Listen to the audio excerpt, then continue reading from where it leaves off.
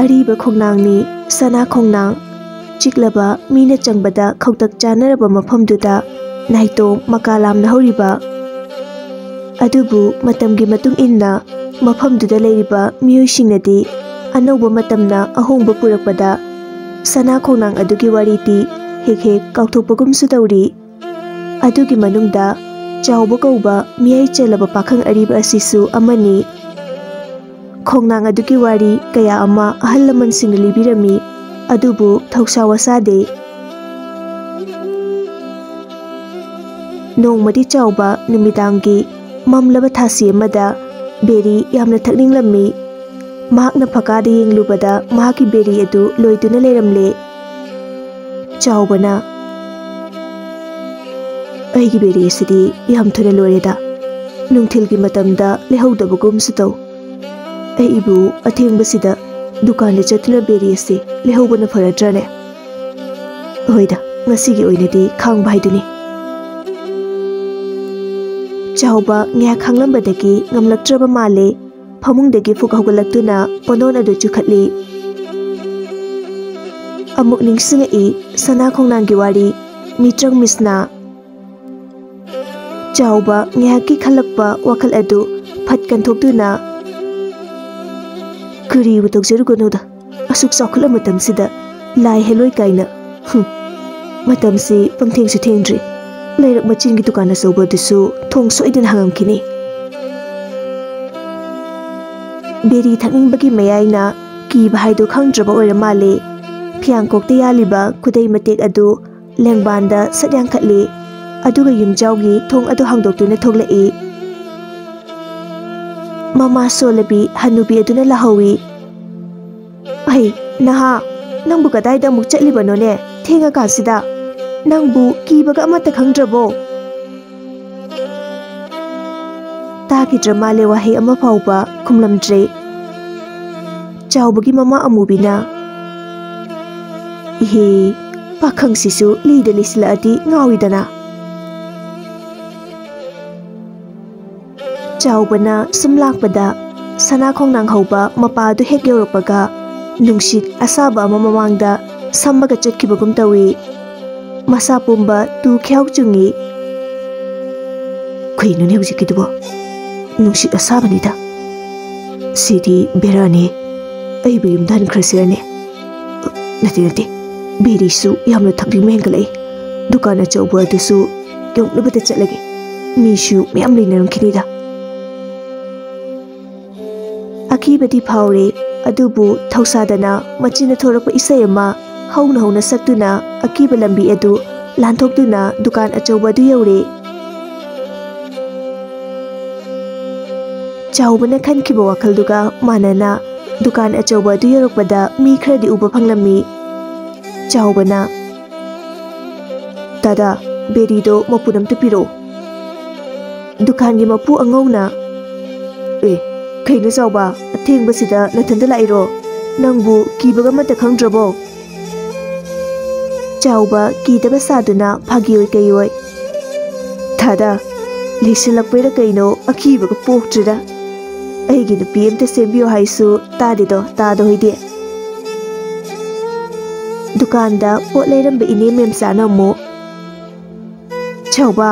ꯅꯣꯏꯒꯤ ꯂꯩꯔꯛꯇ ꯍꯧꯕ ꯁꯅꯥ ꯈꯣꯡꯅꯥꯡꯗꯣ ꯏꯅꯦꯗꯤ ꯌꯥꯝ ꯀꯤꯖꯩꯕꯣ ꯑꯉꯧꯅ ꯏꯆꯦꯁꯨ ꯁꯅꯥ ꯈꯣꯡꯅꯥꯡꯒꯤ ꯃꯤꯇ꯭ꯔꯪ ꯃꯤꯁꯅꯥꯗꯣ ꯊꯦꯡꯅꯕꯤꯈ꯭ꯔꯕꯣ ꯑꯩꯁꯨ ꯄꯥꯈꯪ ꯑꯣꯏꯔꯤꯉꯩꯗ ꯃꯤꯇ꯭ꯔꯪ ꯃꯤꯁꯅꯥꯅ ꯆꯦꯜꯂꯨꯕꯗꯒꯤ ꯏꯁꯥꯁꯦ ꯉꯁꯤ ꯐꯥꯎꯕ ꯋꯥꯈꯜ ꯆꯣꯏꯕ ꯇꯧꯕꯁꯨ ꯑꯃꯨꯔꯛ ꯌꯥꯎꯔꯤꯕꯖꯥꯠꯅꯤ ꯃꯦꯝꯆꯥꯅ ꯑꯩꯗꯤ ꯃꯤꯇ꯭ꯔꯪ ꯃꯤꯁꯅꯥ ꯅꯠꯇꯦꯅꯦ ꯊꯦꯡꯅꯔꯤꯕꯗꯣ ꯍꯥꯏꯕꯗꯤ ꯍꯩꯍꯩꯗꯦꯗꯣ ꯁꯣꯏꯔꯦꯟ ꯑꯄꯨꯝꯕ ꯍꯥꯏꯕꯗꯣ ꯑꯗꯨꯅꯤ ꯊꯦꯡꯅꯔꯤꯕꯁꯦ ꯆꯥꯎꯕ ꯑꯃꯨꯛꯀ ꯍꯦꯟꯅ ꯇꯨ ꯈ꯭ꯌꯥꯎ ꯆꯨꯡꯉꯤ ꯆꯥꯎꯕꯅ ꯏꯅꯦꯗꯤ ꯀꯔꯝꯕ ꯃꯇꯝꯗ ꯊꯦꯡꯅꯔꯤꯕꯅꯣ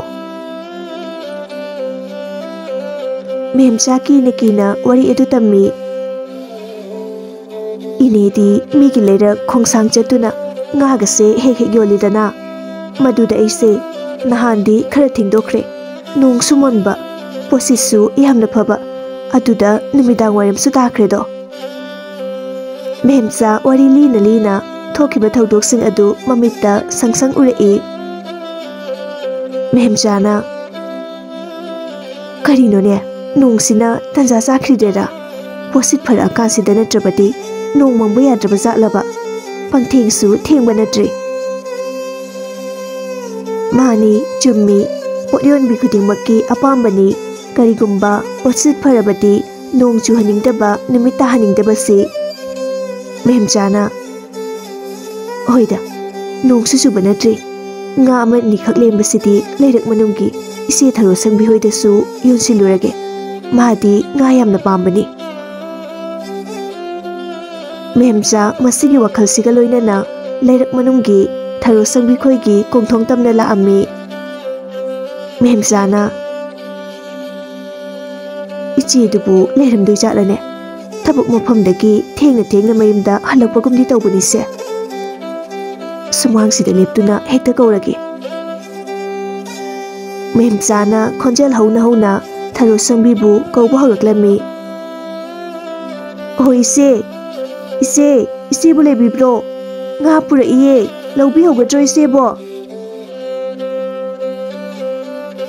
dawya bahai to or male imung dagi tharo sangbi thoraklami tharo sangbina atheng busida kanagi ngayon bi oreza no ne nung naga mangbane numidang waram naga uislakpane mamli batuda leptuna leiram batuda tharo sangbina aima khambe khangine nangdi sida ise nga lobi hogadro memja nangoire aidi kanagi ngayam bino khalure kari nga no ne nangna pura isibo raune ani khakta sungaire ani se ise na lobi horodana hoi thamlamo sel dine hayeng oina pirage ko hoi se adu ise di ngasi thabak chapiru drabo chatluye aduda nong mangbusida ngantana halaba aikhoi gi lerake sana khongnangi wari di noine hene su khanglamgani do nong mangbase mati he phongine nangsu thengjelaktrenge sida nayumda yonana batawro memsa posit phaman betuda sana khongnangi wari ngehak wakhaldagi lapna thamlubani memsa du hatu tharo sengbi koigi kongthongdagi thorai sana khongnang yogadaba khara lapingei dagi angang mayamna khena harauna memsa hatu tharo sengbi koigi kongthongdagi thorai sana khongnang yogadaba khara lapingei dagi angang mayamna nokna khena harauna sanabagi makhol tarammi memcha bab oidana kana gi angang singnone athengbasida sanadradi sanabagi matamga leitraba zala mama singsine thengjila adi masa singse mayimda bushinge di haidadana hojikandi masa wai sangna bhotnabada angang gase karishi leitana khalaba zani dana मेहमचाना सना खोंगनांगी मनाग योक्सिलकपददी लुमांगी सम अदु चपयुंगी मपी थोंगद्रबा अंगांग मयामदु खोंगनांग मतोंदगी fun चोंथरई अदुगी मतुंग तेक्लबा मखोंग मखुचिंग अदु येंगलदुना हराउना यामना हाइनेदबा खोंजेलदा नोक्लई मेहमचा मतौसिंग अदु उबदा ngaruba adu hundoklamduna kana chelakibani chaubana ine kainu mangaga muglei dubo yen kakpa ta konumdo mem dan jingkrabo memsana ihe kondumdi ngasai anan bada changkhre ni bungo aikhoi leraki kana lehuge uyonba khura khoidi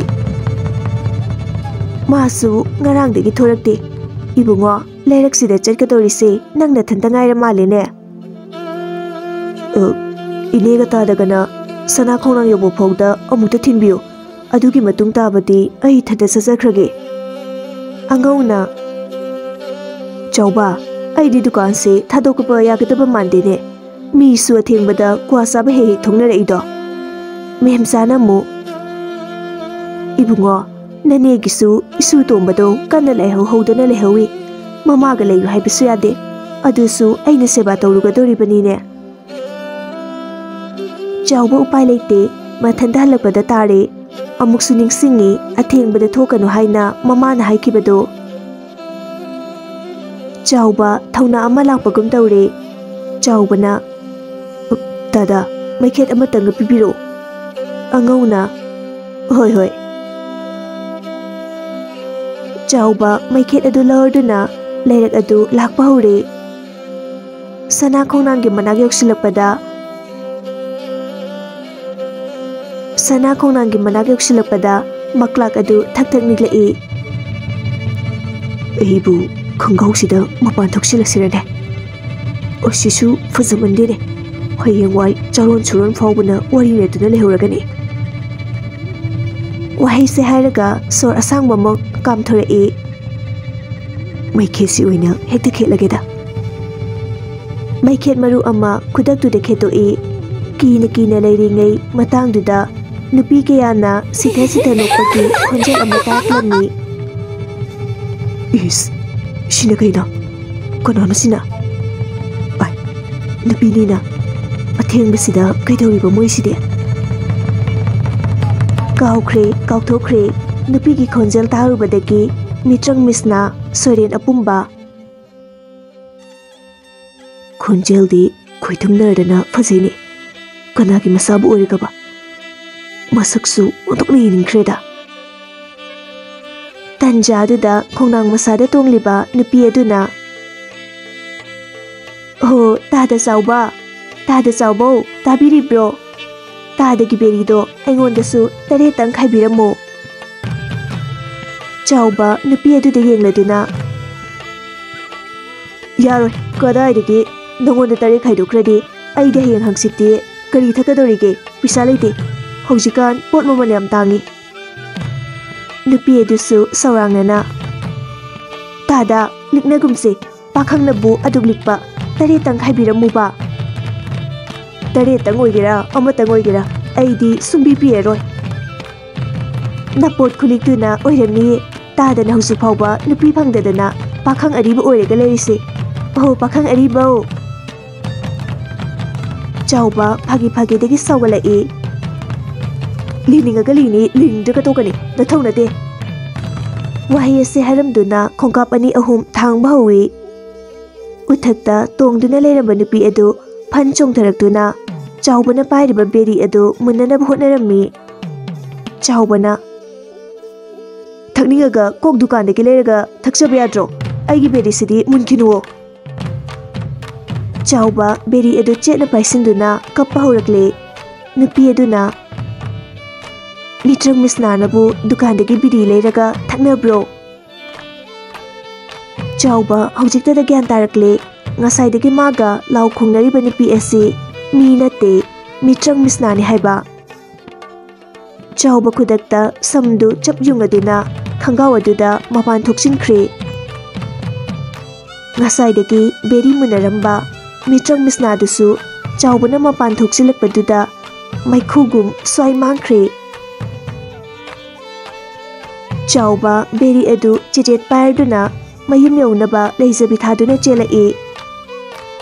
Wangkraba kongthong adusu aroibi thaduna chongi kongthong chongbada khongdol adu paladuna uprang sitli Chauba kapladuna Ima ai bumta kanbiyo Chauba khurukuladuna daripan adu ngamnanaba kakhalai Amubi khonjel ama takhibaduda pondon adu chukhatli Amubina Nahadupu hanjilakraba zatlane Chauba higi klauna kapladuna yumjaugi thong adu hangdoklai Amubi machagi matawadu ubada Ai kaidore na napinaronga isosoladi Chauba imungda changla akandada Nena tana sorsang na hondorei aduga saurang namba khonjelda Anubi nana khangaroi Ihe kaya da taksi gasi naijiba masano ne sibo Chauba murum sona Aina tingnare sidi hanubi nangna khangjiba Masi haraga ngasaidagi chijet na pairakliba बेरी दु मही सुखली berry अदु थकना थकना वखल दा अमुक सुखली खुइनो ngасai थेंगनरखिबदुबु हेलोय कायदु ओरे जालो मानिदा मित्रंग मिसनानी अहल लमनसिंगना worry लिबिरंबदो अदुदी Maske यामना फजे हायदाइने होइने फजरंगनी अइना थासिगी अमंबसिदा उरुद्रबनिना खोंजेल दु फाउदी खैथुमना फजे खरीदनो अइना मदुगी हेलोयदो कीदुना मपान थोक्सलुरिबा असी हैरगा मकोक्तो अमुक खोलदुना किबीदेदा हयेंदे अमुक उनबो थोक्लुखिगे पाखंसी लीदली सिलाअदि अमोम हाइबजासी फजब थिबे येंदे हाइबदु चाउबदगी खंगबा ngamgani हेलोयनी खंगबा मक्तदा अमुक हेलोय मित्रंग मिसना अदुबु अमुकसु उनिंगबा फावकली हेलोयनी खंगलकपगा मपान थोक्सिनखिबा अदुसु काउख्रे खुदक्तुदा बेरी अदुसु थकपा लोइख्रे अदुगा मोंदा नुंगाइना मफी होंगलेदुना फमुंगदा काखतख्रे अयुक अंगनबनी मियामना वावा लांगनबदु चाउबा फमुंगदगी तारम्मी चाउबना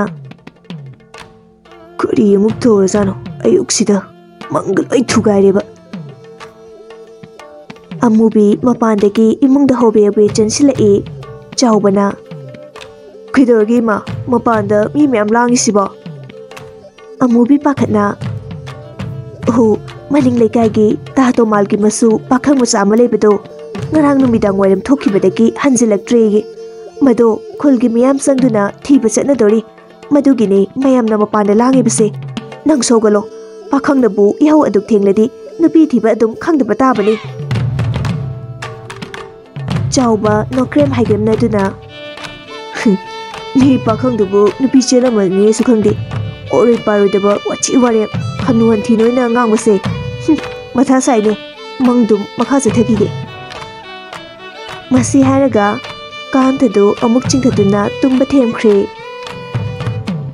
कयादा मथों होखिजबा अंगांगननि मसिबो खुलगी मयाम संगदुना लपुक लमहांग चिंगनुंग मांगनुंग मोइबुंग खोंगदुना पुंग जान थिंदुना थीबा होख्रे अरापगी चरु फुदित मथक्ता लेरिबा तोमथिंग उ मकक अदुबु येन मफैनि हाइना चिक्तुना सारी मयामना कौकौदुना थिबदु तारबसु दासिनदे तोमथिनना याइमबि ऐ मखुइना कौरि ऐ सख्रगे ऐ अमुक लागेबा हेलो याइमबिना कहिनो नंग अहाउबा मयाम अमा चानिंगे हाइदाइने मोइगी मनाक्ते सख्रदे साबा फंगरुई मोइना कौरसु खुमुरनु एखैबानी लामना फजा फजबा मफम कयादा चतुनने आहु आहु मैम अमा चारुदोइनेबा तोमथिन मोमो नोक्लदुना अदुदि ऐ मोइना कौरिसे खुमरोइगे अदुदि ऐ आहु चाबा फंगनिको फंगदोइने मियामना थिरिबा दुसु सुम नक्सिल अमी याइमबी फमदुना लेरंबदगी लेइबा ngamlaktraba माले मोइबुंग पुंग जान मखोलदुना मा मना अदु मेली लाओ एखोय एनी कदाइदनो मचख्रसे वाइको अयेन मफैसे चाबोम द लुसिलखिगेबा याइमबी मयामना नक्सिलकपा दुदा पुकलाउना मांख्रे खुलगी मयामना चरु पुदित अदु यरोपगा तोमथिनना उकक अमा चिक्तुना लेरंबदु थेंगनरे नुपा अमना मामा नसु नुपा तोमथिनदु स्वाइदा लेरेने मयामना इकोइकोइने लेपसिनखिबदुदा तोमथिन चेनखिगे तौई मयाम चंगदुना हेक्ता फाइ तोमथिनना से ऐ सकेबा ऐ भागनो ऐ याइमबिगी मतुंग इनख्रगेबा से ऐ सकेबा खुलगी अमाइबदुना एखोइना ngana thengnaramise फरबने हेलोय दुदी नुपा मचासिबु ngaki mamangda thadoktuna chakhrene mayam angang se yumda punaba tausi masi haraga tomthinbu mayam changduna thangduna purakle yum hege opaga amaiba thambona angang asi laison tison taubiramle magi wakhalsi numit 8 ni 9 ni mukti anga ofaigum mawongda leigani imung manungna nanthokhidanaba khra senagadabani haiduna hairami angang asi laison tison taubiramlage masi magi wakhalse numit 8 ni 9 ni mukti anga ofaigi mawongda leigani ko imung manungna nanthokhidanaba khra senagadabani heloi edu amuk hana lakhibisu yai lang ahingba amada laison tison tawduna sibiramlage mase kaidawnungdasu lokthokpiganuko khara leiraga jandra dusu sarasi masi hairaga laison tison tawduna tomthin adubu lahing birami amubi mayimda halaktuna wari pumba macha pakhang ariba chawbada sithadana lijei chawba thausadana wari ni kaina taningkhidre horen heloi atombido unaruge khalaga masakti sathina fajaramgani se ai horen unaru daba yade asumna nimit adu tasinkhre chawba magi wakhal adu hongba leite ngarang thengnarakhiba heloi atombi mitrang misna adubu unage khanbagi wakhalda chabyungna leiri chak toklaba matung ngarangi matawgum khudai matek ama yaladuna thorai mama amubi de so hairamdre chawba tapna tapna lakpana khongnang adu yaure ahibu hekta kawrasirane khaurageda oh mitrang misna mitrang misna masem tarukta onsinduna sim daro masigi pakhang aribase onthokna hena khidre mapotna mapoli iba numit mari mangani chenduna puragane okhairu sira khangde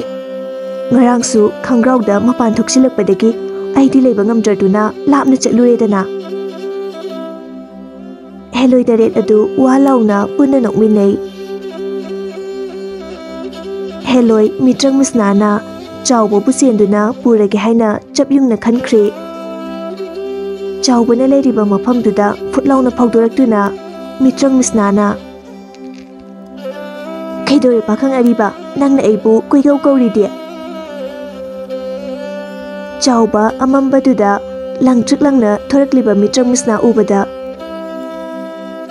kuinu kubaza matawi aside ngarang sunangdi nupa ama cheli hai ngasidi ayoina chenbiro ai nupi su phangdre mitrang misnana kainoda ainati nupa chelubado isem yaima binane yarese nangbu kaida bubi haino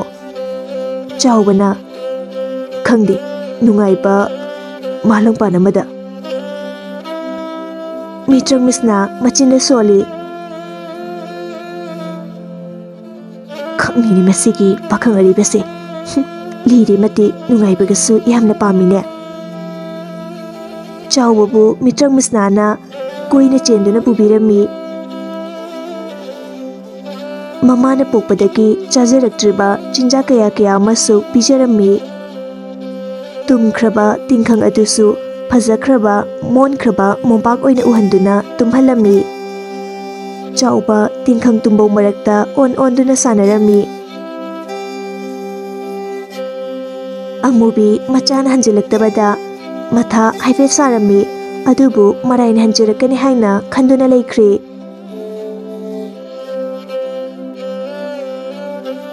matamdi sum hauki numinini sujalakle chawbana hanjilaktaba amubi lekaida chatuna masana hanjilaktabagi pau adu tamjai lekai miyam adu handakti toina tholakpa thaudo asina mayam sina makokta khudha phaibadu oire mayam changduna chawbu buthiri adubu numit mangani tarukni sura phauba phangba ngamlamde chawbudi somda nungaibada loire mana pamjaba pot makhai mamita uhanduna nungaibi ipakta tinkhre mama asonbi ama leheuri haibesu kawkhre suba nomba khraga tanbane mitrang misnasu chawbu sum loinarakpadagi nungsiba horakle ꯆꯥꯎꯕꯕꯨ ꯃꯥꯂꯪꯄꯥꯟꯁꯤꯗꯒꯤ ꯊꯥꯗꯣꯛꯅꯤꯡꯈꯤꯗ꯭ꯔꯦ꯫ ꯊꯣꯛꯂꯤꯕ ꯊꯧꯗꯣꯛ ꯃꯌꯥꯝꯁꯤꯅ ꯈꯨꯜꯒꯤ ꯅꯤꯄꯥ ꯈꯔꯗꯤ ꯃꯩ ꯍꯧꯅ ꯁꯥꯎꯈ꯭ꯔꯦ꯫ ꯗꯥꯗꯥ ꯈꯣꯏꯗꯨꯝ ꯀꯥꯟꯅꯗꯦ, ꯃꯁꯤꯒꯤ ꯈꯣꯡꯅꯥꯡꯁꯦ ꯂꯩꯔꯤꯕ ꯃꯈꯩꯗꯤ ꯑꯩꯈꯣꯏ ꯑꯋꯥꯕ ꯑꯗꯨꯝ ꯇꯥꯗꯨꯅ ꯂꯩꯔꯅꯤ꯫ ꯃꯁꯤ ꯌꯥꯟꯊꯣꯛꯇ꯭ꯔꯕꯗꯤ ꯑꯩꯈꯣꯏ ꯑꯍꯤꯡ ꯅꯨꯡꯊꯤꯜ ꯅꯨꯃꯤꯗꯥꯡ ꯑꯃꯠꯇ ꯆꯠꯊꯣꯛꯄ ꯉꯝꯅꯗ꯭ꯔꯦ꯫ ꯈꯣꯏꯗꯨꯝꯅ ꯍꯣꯏꯅꯦ ꯅꯥꯎꯆꯥ, ꯅꯪꯅ ꯍꯥꯏꯒꯨꯝꯂꯗꯨꯅ ꯍꯟꯗꯛꯇꯤ ꯈꯨꯜꯒꯤ ꯅꯨꯄꯥ ꯅꯨꯄꯤ ꯄꯨꯝꯅꯃꯛ ꯑꯋꯥꯐꯝꯗ ꯇꯥꯔꯦ꯫ ꯈꯨꯜꯒꯤ ꯃꯁꯥ ꯐꯕ ꯅꯨꯄꯥ ꯈꯔ ꯍꯧꯔꯒꯅꯦ ꯉꯁꯤꯗꯒꯤ ꯁꯅꯥ ꯈꯣꯡꯅꯥꯡꯁꯦ ꯌꯥꯟꯕ ꯍꯧꯔꯁꯤ꯫ ꯃꯈꯣꯏ ꯃꯤꯑꯣꯏ ꯈꯔ ꯇꯧꯗꯨꯅ ꯑꯍꯜ ꯂꯃꯟ ꯇꯥꯟꯅꯔꯝꯗꯕꯤꯗ ꯄꯥꯈꯪ ꯊꯧꯃꯤ ꯈꯔ ꯇꯧꯗꯨꯅ ꯁꯅꯥ ꯈꯣꯡꯅꯥꯡ ꯌꯥꯟꯕ ꯍꯧꯈ꯭ꯔꯦ꯫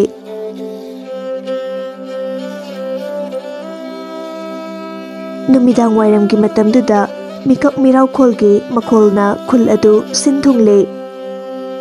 ꯉꯁꯥꯏ ꯈꯣꯡꯅꯥꯡ ꯌꯥꯟꯕꯗ ꯌꯥꯎꯈꯤꯕ ꯅꯥꯎꯆꯥ, ꯈꯣꯏꯗꯨꯝ ꯑꯃꯗꯤ ꯅꯨꯄꯥ ꯃꯈꯣꯏ 5 ꯄꯨꯟꯅ ꯁꯤꯔꯒ ꯇꯥꯗꯨꯅ ꯂꯩꯔꯝꯂꯦ꯫ ꯃꯦꯝꯆꯥꯅ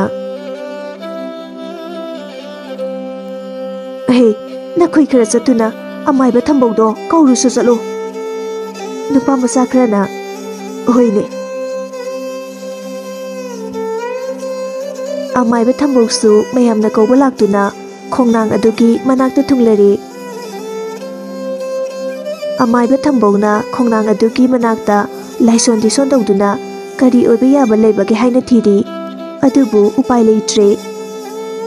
ꯁꯅꯥ ꯈꯣꯡꯅꯥꯡ ꯑꯁꯤ ꯌꯥꯟꯕ ꯍꯧꯔꯕꯅꯤꯅ ꯂꯣꯏꯁꯤꯟꯗ꯭ꯔꯕꯗꯤ ꯍꯦꯟꯅ ꯑꯋꯥꯐꯝꯗ ꯇꯥꯔꯒꯅꯤ ꯍꯥꯏꯕ ꯈꯪꯕ ꯉꯝꯂꯦ꯫ ꯑꯃꯥꯏꯕ ꯊꯝꯕꯧꯅ "ꯏꯃꯥ ꯏꯕꯦꯟ ꯑꯃꯗꯤ ꯈꯨꯜꯁꯤꯒꯤ ꯑꯍꯜ ꯂꯃꯟ ꯂꯣꯏꯅ ꯇꯥꯕꯤꯌꯨ꯫ ꯑꯩꯈꯣꯏ ꯎꯄꯥꯏ ꯑꯃꯠꯇ ꯂꯩꯇ꯭ꯔꯦ ꯍꯧꯖꯤꯛꯇꯤ꯫ ꯍꯟꯗꯛꯀꯤ ꯊꯥꯁꯤꯗ ꯊꯣꯛꯂꯤꯕ ꯊꯧꯗꯣꯛꯁꯤꯡ ꯑꯁꯤ ꯑꯉꯛꯄꯗꯤ ꯄꯣꯛꯇꯦ, ꯑꯗꯨꯕꯨ ꯑꯩꯈꯣꯏ ꯄꯨꯝꯅꯃꯛ ꯈꯨꯗꯣꯡꯊꯤꯕ ꯅꯪꯉꯨ ꯍꯥꯏꯕ ꯑꯃꯗꯤ ꯂꯩꯔꯦ꯫ ꯁꯅꯥ ꯈꯣꯡꯅꯥꯡꯁꯤꯗ ꯂꯩꯔꯤꯕꯁꯦ ꯍꯦꯂꯣꯏ ꯈꯛꯇ ꯅꯠꯇꯦ, ꯑꯇꯣꯞꯄ ꯁꯥꯔꯣꯏ ꯉꯥꯔꯣꯏ ꯃꯌꯥꯝ ꯑꯃꯁꯨ ꯌꯥꯎꯔꯤ꯫ ꯑꯗꯨꯕꯨ ꯑꯔꯨꯕ ꯋꯥꯐꯝ ꯑꯃꯅ ꯁꯅꯥ ꯈꯣꯡꯅꯥꯡ ꯑꯁꯤ ꯀꯛꯄ ꯃꯇꯝꯗ ꯈꯨꯜꯁꯤꯒꯤ ꯃꯤꯑꯣꯏ ꯈꯔꯗꯤ ꯑꯁꯤꯕ ꯅꯪꯒꯗꯧꯔꯤ꯫ ꯑꯗꯨꯒꯤꯁꯨ ꯃꯊꯛꯇ ꯌꯥꯟꯕ ꯍꯧꯔꯕ ꯑꯣꯏꯕꯅ ꯂꯣꯏꯁꯤꯟꯗ꯭ꯔꯕꯗꯤ ꯈꯨꯜ ꯑꯁꯦ ꯇꯨꯝꯅ ꯃꯥꯡꯒꯗꯧꯔꯤꯕꯅꯤ꯫ ꯈꯨꯜꯒꯤ ꯃꯤꯌꯥꯝꯁꯨ ꯋꯥꯐꯝ ꯑꯁꯤꯗ ꯀꯔꯤ ꯑꯄꯦꯟ ꯄꯦꯟꯗ ꯂꯩꯕꯒꯦ ꯍꯥꯏꯕꯗꯣ ꯐꯣꯡꯗꯣꯛꯄꯤꯔꯛꯎ꯫ ꯈꯨꯜꯗꯨꯒꯤ ꯃꯤꯑꯣꯏꯁꯤꯡ ꯑꯗꯨ ꯃꯥꯏꯊꯣꯡꯗꯨ ꯏꯇꯨꯛ ꯇꯨꯛꯊꯈ꯭ꯔꯦ꯫ ꯎꯄꯥꯏ ꯂꯩꯖꯗ꯭ꯔꯕ ꯃꯈꯣꯏꯅ ꯀꯔꯤ ꯇꯧꯒꯅꯤ ꯍꯥꯏꯕ ꯈꯟꯅꯕ ꯍꯧꯈ꯭ꯔꯦ꯫ ꯑꯁꯤꯕꯁꯤꯡ ꯑꯗꯨꯁꯨ ꯑꯔꯥꯞꯄꯗ ꯄꯨꯊꯣꯛꯇꯨꯅ ꯄꯣꯛꯂꯣꯏꯕ ꯍꯥꯏꯕꯗꯨ ꯌꯥꯅꯔꯦ꯫ ꯈ꯭ꯋꯥꯏ ꯂꯨꯔꯤꯕ ꯑꯃꯅ ꯈꯣꯡꯅꯥꯡ ꯑꯁꯤ ꯀꯅꯥ ꯀꯅꯥꯅ ꯌꯥꯟꯒꯅꯤ ꯍꯥꯏꯕꯁꯤꯅꯤ꯫ ꯃꯈꯣꯏ ꯈꯟꯅꯕ ꯌꯥꯕ ꯈꯟꯅꯔꯕ ꯇꯨꯡꯗ ꯀꯥꯏꯅꯊꯪꯗ ꯌꯨꯝꯊꯣꯡ ꯈꯨꯗꯤꯡꯒꯤ ꯅꯨꯄꯥ ꯑꯃꯃꯝ ꯊꯣꯛꯅꯕ ꯍꯥꯏꯕꯁꯤꯗ ꯌꯥꯅꯔꯦ꯫ ꯈꯨꯜꯗꯨꯗꯤ ꯑꯋꯥꯕ ꯇꯥꯔꯦ, ꯑꯗꯨꯕꯨ ꯆꯥꯎꯕꯗꯤ ꯁꯣꯝꯗ ꯀꯟꯅ ꯅꯨꯡꯉꯥꯏꯔꯤ꯫ ꯃꯁꯥꯅ ꯍꯟꯖꯤꯜꯂꯛꯇ꯭ꯔꯕꯗ ꯑꯃꯨꯕꯤꯁꯨ ꯃꯁꯥꯗꯨ ꯀꯟꯅ ꯉꯝꯁꯤꯜꯂꯛꯇ꯭ꯔꯦ꯫ ꯂꯩꯀꯥꯏ ꯃꯤꯌꯥꯝꯅ ꯆꯥꯎꯕꯕꯨ ꯊꯤꯕ ꯌꯥꯕ ꯊꯤꯔꯤ, ꯑꯗꯨꯕꯨ ꯐꯪꯗ꯭ꯔꯦ꯫ ꯍꯟꯗꯛꯇꯤ ꯊꯝꯕꯧ ꯋꯥꯈꯜ ꯑꯃ ꯂꯥꯛꯇꯨꯅ ꯃꯊꯪꯒꯤ ꯈꯨꯜꯁꯤꯒ ꯊꯪꯅꯕ ꯆꯤꯡ ꯑꯁꯤꯗ ꯊꯤꯕ ꯍꯥꯏꯅ ꯃꯤꯌꯥꯝꯒ ꯈꯟꯅꯈ꯭ꯔꯦ꯫ ꯈꯨꯜꯁꯤꯒ ꯆꯤꯡ ꯑꯁꯤꯒꯗꯤ ꯌꯥꯝꯅꯗꯤ ꯂꯥꯞꯅꯈ꯭ꯔꯦ, ꯑꯗꯨꯕꯨ ꯆꯥꯎꯕꯅ ꯈꯨꯜꯁꯤꯒꯤ ꯃꯤꯑꯣꯏ ꯑꯃ ꯑꯣꯏꯕꯅ ꯍꯦꯛꯇ ꯋꯥꯔꯦ ꯍꯥꯏꯅ ꯍꯨꯟꯗꯣꯛꯂꯨꯕꯁꯨ ꯌꯥꯗꯦ꯫ ꯃꯤꯌꯥꯝ ꯆꯪꯗꯨꯅ ꯊꯤꯔꯕꯗ ꯐꯪꯗꯅꯤꯡꯉꯥꯏ ꯋꯥꯐꯝꯁꯨ ꯂꯩꯇꯦ꯫ ꯆꯥꯎꯈ꯭ꯔꯕ ꯆꯤꯡꯆꯦꯞ ꯑꯗꯨꯗ ꯆꯥꯎꯕ ꯃꯀꯣꯛ ꯏꯐꯥ ꯐꯥꯔꯗꯨꯅ ꯃꯁꯥ ꯃꯎꯗꯨ ꯏꯃꯣꯠ ꯃꯣꯠꯇꯨꯅ ꯂꯩꯔꯝꯃꯤ꯫ ꯑꯃꯥꯏꯕ ꯊꯝꯕꯧꯅ "ꯇꯥꯏꯔꯦꯟꯗ ꯏꯁꯤꯡ ꯑꯁꯦꯡꯕꯗꯣ ꯂꯨꯞꯇꯨꯅ ꯄꯤꯔꯧ, ꯑꯩ ꯊꯕꯛ ꯇꯧꯒꯦ." ꯈꯨꯜꯗꯨꯒꯤ ꯃꯤꯑꯣꯏ ꯑꯃꯅ ꯇꯥꯏꯔꯦꯟ ꯃꯆꯥꯗꯨ ꯏꯁꯤꯡ ꯂꯨꯞꯇꯨꯅ ꯄꯤꯔꯛꯂꯝꯃꯤ꯫ ꯊꯝꯕꯧꯅ "ꯍꯦ, ꯅꯪꯅ ꯑꯩꯉꯣꯟꯗꯒꯤ ꯍꯦꯟꯕ ꯉꯝꯕ꯭ꯔꯥ? ꯑꯩ ꯑꯃꯥꯏꯕ ꯊꯝꯕꯧꯅꯤꯅꯦ." ꯃꯁꯤ ꯍꯥꯏꯔꯒ ꯇꯥꯏꯔꯦꯟ ꯑꯗꯨꯗ ꯌꯥꯎꯔꯤꯕ ꯏꯁꯤꯡ ꯑꯗꯨ ꯈꯤꯛꯆꯤꯜꯂꯤ꯫ ꯆꯥꯎꯕ ꯉꯥꯏꯍꯥꯛꯇꯪꯗꯤ ꯊꯔꯣ ꯃꯥꯜꯂꯣ ꯑꯣꯜꯂꯝꯗꯨꯅ ꯂꯩꯃꯥꯏꯗꯨꯗ ꯍꯥꯏꯊꯈ꯭ꯔꯦ꯫ ꯆꯥꯎꯕꯕꯨ ꯃꯌꯨꯝꯗ ꯄꯨꯔꯛꯇꯨꯅ ꯀꯟꯅ ꯂꯥꯏꯀꯠꯅꯔꯤ꯫ ꯑꯉꯥꯎꯕ ꯍꯥꯏꯕꯗꯨ ꯑꯣꯏꯔꯦ, ꯒ꯭ꯌꯥꯟ ꯃꯄꯨꯡ ꯐꯥꯅ ꯇꯥꯕ ꯉꯝꯈꯤꯗ꯭ꯔꯦ꯫ ꯃꯆꯤꯟꯗ ꯃꯤꯇ꯭ꯔꯪ ꯃꯤꯁꯅꯥ ꯍꯥꯏꯕꯗꯨ ꯃꯤꯡ ꯑꯁꯤ ꯅꯠꯇꯕ ꯑꯇꯣꯞꯄ ꯋꯥꯍꯩ ꯑꯃ ꯐꯥꯎꯕ ꯊꯣꯔꯛꯈꯤꯗ꯭ꯔꯦ꯫ ꯑꯃꯨꯕꯤ "ꯊꯝꯕꯧ, ꯑꯩꯒꯤ ꯏꯆꯥꯁꯤꯕꯨ ꯐꯕ ꯅꯥꯏꯔꯔꯣꯏꯗ꯭ꯔꯥ? ꯑꯩ ꯏꯆꯥꯒꯤ ꯃꯇꯧꯁꯦ ꯌꯦꯡꯕ ꯉꯝꯗ꯭ꯔꯦꯅꯦ꯫ ꯊꯝꯕꯧꯅ ꯏꯆꯦ ꯒ꯭ꯌꯥꯟ ꯇꯥꯔꯛꯈꯤꯅꯤꯗ, ꯃꯇꯝ ꯈꯔ ꯉꯥꯏꯕꯤꯌꯨ꯫ ꯃꯥꯅ ꯆꯥꯔꯝꯕ ꯊꯛꯂꯝꯕ ꯄꯨꯝꯕꯗꯣ ꯑꯣꯊꯣꯛꯍꯟꯈ꯭ꯔꯕꯅꯤ꯫ ꯑꯩꯕꯨ ꯑꯩꯒꯤ ꯏꯆꯥ ꯑꯉꯥꯎꯕꯁꯦ ꯌꯥꯎꯗꯅ ꯀꯔꯝꯅ ꯍꯤꯡꯒꯅꯤ? ꯑꯩꯅ ꯆꯩꯈꯤꯕ ꯉꯥꯡꯈꯤꯕ ꯃꯌꯥꯝꯗꯣ ꯑꯩ ꯍꯧꯖꯤꯛꯇ ꯅꯤꯡꯉꯝꯃꯛꯇ꯭ꯔꯦ꯫ ꯏꯆꯦ ꯍꯦꯟꯖꯤꯟꯅ ꯈꯟꯖꯤꯟꯕꯤꯒꯅꯨꯗ, ꯁꯣꯏꯗꯅ ꯐꯔꯛꯀꯅꯤ꯫ ꯖꯟꯇ꯭ꯔ ꯑꯃꯁꯨ ꯑꯩꯅ ꯃꯁꯥꯗ ꯁꯤꯕꯤꯔꯕꯅꯤ꯫ ꯖꯟꯇ꯭ꯔꯁꯤꯅ ꯃꯁꯥꯗꯒꯤ ꯊꯥꯗꯣꯛꯇ꯭ꯔꯒ ꯂꯣꯏꯔꯦ꯫ ꯇꯥ ꯇꯣꯃꯥꯜꯒꯤ ꯃꯁꯨꯗꯨꯁꯨ ꯋꯥꯈꯜ ꯂꯥꯛꯈ꯭ꯔꯦ꯫ ꯏꯆꯦ ꯅꯨꯡꯁꯥ ꯊꯤꯕꯤꯔꯨꯔꯒꯅꯨ, ꯅꯧꯄꯥ ꯂꯩꯔꯤꯁꯤꯗꯤ ꯑꯩꯅ ꯉꯝꯕ ꯃꯇꯦꯡ ꯄꯥꯡꯖꯒꯦ꯫ ꯃꯁꯤ ꯍꯥꯏꯔꯝꯗꯨꯅ ꯊꯝꯕꯧꯁꯨ ꯑꯋꯥꯃꯜ ꯈꯔ ꯄꯤꯔꯗꯨꯅ ꯆꯠꯈ꯭ꯔꯦ꯫ ꯂꯩꯔꯛꯀꯤ ꯈꯣꯡꯅꯥꯡ ꯑꯗꯨ ꯀꯛꯅꯕ ꯍꯣꯠꯅꯕꯗ ꯑꯁꯤ ꯑꯅꯥ ꯑꯁꯣꯛ ꯑꯄꯟ ꯅꯪꯕ ꯌꯥꯕ ꯅꯪꯅꯔꯦ꯫ ꯈꯨꯜ ꯑꯗꯨꯁꯨ ꯃꯤꯀꯞ ꯃꯤꯔꯥꯎꯈꯣꯜꯅ ꯊꯜꯂꯦ꯫ ꯑꯁꯨꯝꯅ ꯊꯥ ꯑꯃꯁꯨ ꯍꯧꯈ꯭ꯔꯦ꯫ ꯆꯥꯎꯕꯁꯨ ꯑꯅꯥꯕ ꯐꯗꯨꯅ ꯋꯥꯈꯜ ꯂꯩꯇꯥꯅ ꯍꯤꯡꯕ ꯍꯧꯔꯛꯂꯦ꯫ ꯋꯥꯈꯜ ꯂꯩꯇꯥꯅ ꯍꯤꯡꯂꯕꯁꯨ ꯃꯤꯇ꯭ꯔꯪ ꯃꯤꯁꯅꯥꯕꯨꯗꯤ ꯀꯥꯎꯕ ꯉꯝꯗꯦ꯫ ꯌꯨꯝꯊꯣꯡ ꯈꯨꯗꯤꯡꯒꯤ ꯅꯨꯄꯥ ꯑꯃꯃꯝ ꯊꯣꯛꯅꯕꯗ ꯆꯥꯎꯕꯒꯤ ꯄꯥꯜꯂꯤꯁꯨ ꯇꯥꯔꯛꯏ꯫ ꯑꯃꯨꯕꯤ ꯃꯊ꯭ꯋꯥꯏ ꯅꯨꯡꯉꯥꯏꯇꯅ ꯏꯆꯥꯗꯤ ꯇꯦꯛꯇ ꯀꯥꯏꯗꯅ ꯌꯨꯝꯁꯤꯗ ꯑꯃꯨꯛ ꯍꯜꯂꯛꯄ ꯑꯣꯏꯌꯨꯀꯣ꯫ ꯆꯥꯎꯕꯁꯨ ꯃꯥꯒꯤ ꯃꯇꯤꯛ ꯆꯥꯕ ꯈꯨꯠꯂꯥꯏ ꯄꯨꯗꯨꯅ ꯈꯣꯡꯅꯥꯡ ꯑꯗꯨ ꯌꯥꯟꯕ ꯊꯣꯛꯈ꯭ꯔꯦ꯫ ꯆꯥꯎꯕ ꯑꯃꯗꯤ ꯈꯨꯜꯗꯨꯒꯤ ꯅꯨꯄꯥ 5-6 ꯇꯧꯗꯨꯅ ꯈꯣꯡꯅꯥꯡ ꯑꯗꯨ ꯌꯥꯟꯕ ꯍꯧꯔꯦ꯫ ꯈꯣꯡꯅꯥꯡ ꯑꯗꯨꯁꯨ ꯇꯦꯛꯀꯗꯕꯒꯤ ꯌꯥꯟꯗꯨꯅ ꯂꯩꯔꯦ꯫ ꯈꯨꯜꯗꯨꯒꯤ ꯃꯤꯌꯥꯝꯁꯤꯡ ꯑꯗꯨꯁꯨ ꯈꯣꯡꯅꯥꯡ ꯑꯗꯨꯕꯨ ꯌꯥꯟꯕ ꯌꯦꯡꯅꯔꯤ꯫ ꯃꯊꯪꯒꯤ ꯃꯤꯀꯨꯞꯇ ꯀꯔꯤ ꯊꯣꯔꯛꯀꯅꯤ ꯍꯥꯏꯕꯁꯨ ꯈꯪꯕ ꯉꯝꯗꯦ꯫ ꯅꯨꯡꯊꯤꯜꯒꯤ ꯃꯇꯝꯗꯨꯗ ꯃꯐꯝ ꯃꯔꯥꯡ ꯈꯪꯗꯕ ꯅꯨꯡꯁꯤꯠ ꯑꯃ ꯁꯤꯜꯂꯛꯇꯨꯅ ꯃꯐꯝ ꯑꯗꯨ ꯎꯐꯨꯜꯅ ꯃꯃꯤ ꯁꯥꯃꯤ ꯑꯣꯏꯅ ꯃꯈꯣꯏꯕꯨ ꯎꯍꯟꯈꯤꯗ꯭ꯔꯦ꯫ ꯉꯥꯏꯍꯥꯛꯀꯤ ꯃꯇꯨꯡꯗ ꯈꯣꯡꯅꯥꯡ ꯃꯆꯥ ꯑꯃ ꯃꯐꯝ ꯃꯔꯥꯡ ꯈꯪꯗꯅ ꯇꯥꯔꯛꯇꯨꯅ ꯅꯨꯄꯥ ꯑꯃꯗꯤ ꯈꯨꯗꯛꯇ ꯃꯊ꯭ꯋꯥꯏ ꯑꯗꯨ ꯊꯥꯈ꯭ꯔꯦ꯫ ꯃꯤꯌꯥꯝ ꯑꯗꯨ ꯀꯣꯛꯇꯒꯤ ꯈꯣꯡ ꯐꯥꯎꯕ ꯇꯨ ꯆꯨꯡꯉꯤ꯫ ꯉꯥꯏꯍꯥꯛꯀꯤ ꯃꯅꯨꯡꯗ ꯑꯃꯨꯛ ꯅꯨꯄꯥ ꯑꯃ ꯑꯃꯨꯛ ꯋꯥꯟꯊꯔꯛꯂꯤ꯫ ꯑꯁꯨꯝ ꯇꯧꯔꯛꯄꯅ ꯆꯥꯎꯕ ꯃꯊꯟꯇ ꯉꯥꯏꯔꯦ꯫ ꯁꯥꯔꯣꯏ ꯉꯥꯔꯣꯏ ꯃꯌꯥꯝ ꯑꯃꯅ ꯆꯥꯎꯕꯕꯨ ꯆꯥꯒꯗꯕꯒꯤ ꯉꯥꯏꯗꯨꯅ ꯂꯩꯔꯦ꯫ ꯑꯗꯨꯕꯨ ꯃꯤꯇ꯭ꯔꯪ ꯃꯤꯁꯅꯥꯗꯤ ꯆꯥꯎꯕꯕꯨ ꯅꯨꯡꯁꯤꯔꯨꯕ ꯀꯧꯕꯅ ꯁꯣꯛꯄ ꯌꯥꯔꯣꯏ ꯍꯥꯏꯕꯒꯤ ꯃꯇꯥꯒꯨꯝ ꯁꯥꯔꯣꯏ ꯉꯥꯔꯣꯏ ꯃꯌꯥꯝ ꯑꯗꯨꯕꯨ ꯊꯦꯝꯊꯅꯕ ꯂꯥꯛꯅꯩ꯫ ꯍꯦꯂꯣꯏ ꯑꯍꯜ ꯑꯗꯨꯅ ꯍꯦ ꯃꯤꯁꯅꯥ, ꯑꯩꯈꯣꯏꯒꯤ ꯂꯝꯕꯤꯁꯦ ꯊꯥꯗꯣꯛꯎ꯫ ꯑꯩꯈꯣꯏꯅ ꯃꯥꯕꯨ ꯃꯊ꯭ꯋꯥꯏ ꯂꯧꯍꯧꯗ꯭ꯔꯕꯗꯤ ꯑꯩꯈꯣꯏ ꯃꯌꯥꯝ ꯑꯣꯏꯅ ꯄꯨꯟꯅ ꯃꯥꯡꯃꯤꯟꯅꯈ꯭ꯔꯒꯅꯤ꯫ ꯑꯗꯨꯅ ꯅꯨꯄꯥꯁꯦ ꯍꯜꯍꯧꯔꯁꯤ꯫ ꯑꯗꯨꯕꯨ ꯃꯤꯇ꯭ꯔꯪ ꯃꯤꯁꯅꯥ ꯃꯁꯦꯝ ꯑꯍꯟꯅ ꯍꯥꯏꯔꯤꯕ ꯋꯥ ꯑꯗꯨ ꯇꯥꯁꯤꯟꯅꯗꯅ ꯃꯤꯌꯥꯝ ꯑꯗꯨꯕꯨ ꯈꯥꯝꯗꯨꯅ ꯊꯝꯂꯤ꯫ ꯏꯆꯦꯝ ꯑꯍꯜ, ꯃꯥꯕꯨꯗꯤ ꯍꯥꯠꯄꯤꯒꯅꯨ, ꯃꯥꯇꯗꯤ ꯊꯝꯕꯤꯔꯝꯃꯣ꯫ ꯑꯩ ꯃꯥꯕꯨ ꯎꯗꯅ ꯀꯔꯝꯅ ꯁꯥꯡꯈ꯭ꯔꯕ ꯃꯇꯝ ꯑꯁꯦ ꯀꯅꯥꯕꯨ ꯌꯦꯡꯗꯨꯅ ꯂꯩꯒꯅꯤ? ꯑꯍꯟꯕꯤꯅ ꯃꯗꯨ ꯌꯥꯔꯣꯏꯅꯦ, ꯑꯩꯈꯣꯏ ꯂꯣꯏꯅ ꯇꯨꯝꯂ ꯃꯥꯡꯂꯒꯅꯤ꯫ ꯅꯪꯒꯤ ꯅꯨꯡꯁꯤꯕꯒ ꯑꯩꯈꯣꯏꯒ ꯆꯥꯡꯗꯝꯅꯔꯛꯀꯅꯨ꯫ ꯑꯁꯨꯝꯅ ꯇꯧꯅꯔꯤꯉꯩ ꯈꯣꯡꯅꯥꯡ ꯑꯗꯨꯁꯨ ꯂꯦꯞꯄ ꯉꯝꯂꯛꯇ꯭ꯔꯗꯨꯅ ꯇꯦꯛꯈ꯭ꯔꯦ꯫ ꯑꯍꯟꯕꯤꯅ ꯍꯧꯖꯤꯛꯇꯤ ꯑꯩꯈꯣꯏ ꯎꯄꯥꯏ ꯂꯩꯇ꯭ꯔꯦ, ꯑꯗꯨꯅ ꯑꯩꯈꯣꯏ ꯄꯨꯟꯅ ꯃꯥꯡꯃꯤꯟꯅꯕ ꯇꯥꯕꯅꯤ꯫ ꯉꯥꯏꯍꯥꯛꯀꯤ ꯃꯇꯨꯡꯗ ꯑꯃꯥꯏꯕ ꯊꯝꯕꯧꯅ ꯌꯥꯟꯊꯔꯛꯂꯤꯕ ꯈꯣꯡꯅꯥꯡ ꯑꯗꯨ ꯊꯥꯎ ꯍꯩꯗꯨꯅ ꯃꯩ ꯊꯥꯔꯦ꯫ ꯁꯥꯔꯣꯏ ꯉꯥꯔꯣꯏ ꯃꯌꯥꯝ ꯑꯗꯨꯁꯨ ꯎꯄꯥꯏ ꯂꯩꯇ꯭ꯔꯦ, ꯄꯨꯟꯅ ꯃꯐꯝꯗꯨꯗ ꯃꯥꯡꯃꯤꯟꯅꯈ꯭ꯔꯦ꯫ ꯍꯦꯂꯣꯏ ꯃꯆꯤꯟ ꯃꯅꯥꯎ ꯇꯔꯦꯠꯁꯨ ꯀꯥꯏꯗꯣꯡꯐꯝ ꯂꯩꯇ꯭ꯔꯕ ꯁꯥꯔꯣꯏ ꯉꯥꯔꯣꯏ ꯍꯥꯏꯕꯗꯨ ꯑꯣꯏꯔꯗꯨꯅ ꯃꯥꯂꯪꯂꯛꯇ ꯇꯤꯟꯈ꯭ꯔꯦ꯫ ꯑꯁꯨꯝꯅ ꯈꯨꯜ ꯑꯗꯨꯕꯨ ꯁꯥꯔꯣꯏ ꯉꯥꯔꯣꯏ ꯃꯌꯥꯝꯒꯤ ꯃꯈꯨꯜꯇꯒꯤ ꯆꯥꯎꯕꯅ ꯀꯟꯈ꯭ꯔꯦ꯫ ꯑꯗꯨꯒ ꯅꯨꯡꯉꯥꯏꯅ ꯏꯪꯅ ꯆꯤꯛꯅ ꯂꯩꯕ ꯈꯨꯜ ꯍꯥꯏꯕꯗꯨ ꯑꯣꯏꯔꯦ꯫ ꯅꯨꯃꯤꯗꯥꯡꯒꯤ ꯃꯇꯝꯗ ꯆꯠꯄ ꯀꯤꯅꯔꯝꯕ ꯑꯗꯨꯁꯨ ꯀꯤꯅꯈꯤꯗ꯭ꯔꯦ ꯈꯣꯡꯅꯥꯡ ꯑꯗꯨꯕꯨ ꯍꯦꯛ ꯌꯥꯟꯈꯤꯕꯗꯒꯤ꯫ ꯑꯗꯨꯕꯨ ꯆꯥꯎꯕꯗꯤ ꯄꯨꯟꯁꯤ ꯆꯨꯞꯄ ꯃꯤꯇ꯭ꯔꯪ ꯃꯤꯁꯅꯥꯒꯤ ꯋꯥꯈꯜꯗ ꯉꯥꯎꯗꯨꯅ ꯂꯩꯈ꯭ꯔꯦ꯫